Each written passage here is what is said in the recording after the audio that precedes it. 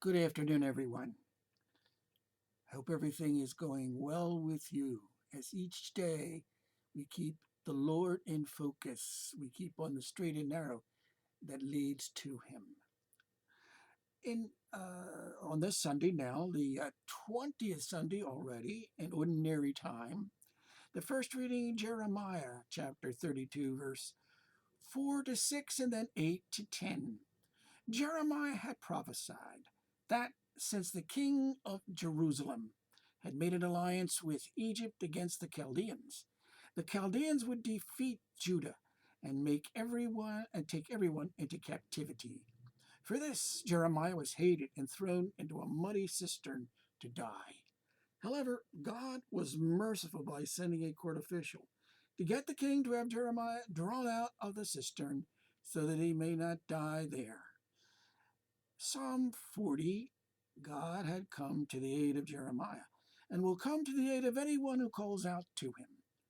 He is our help and our deliverer. In Luke chapter 12, verse 49 to 53, Jesus said to his disciples, I have come to set the earth on fire, and how I wish it were blazing. Three places in John chapter 12, verse 31, then chapter 14, verse 30, then chapter 16, verse 11. Jesus refers to Satan as the ruler of this world, who will be judged and condemned. Those who are followers of this world, its ways, and its leader, Satan, are dedicated to fighting against Jesus and his followers to the very end.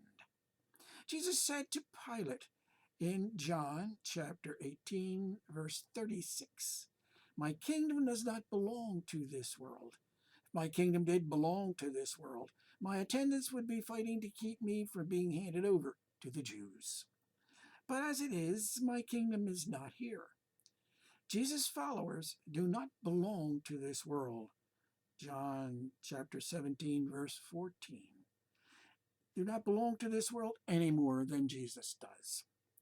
There can be no peace between Satan and his followers and Jesus and his followers.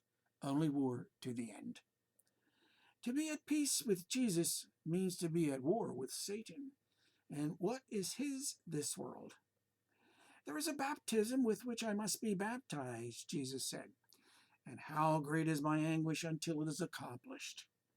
The baptism Jesus is referring to is the fire of pain and death in which he will be immersed and subjected to by Satan and this world.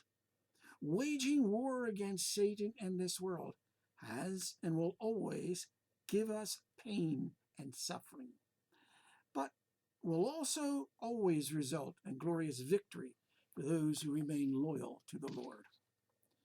In Hebrews, the second reading, Paul writes, Persevere in running the race that lies before us and keeping our eyes fixed on Jesus, the leader and perfecter of faith. What can be a more wonderful way to grow in holiness, to have in mind and heart that I am following Christ, saying within ourselves, Lead me, Lord, lead me. Jesus said to his first apostles, Come, follow me. The ordinary daily tasks of life and even the seductive temptations of sin can lead us to lose focus on the Lord. Let us likewise remain loyal to the Lord to the end.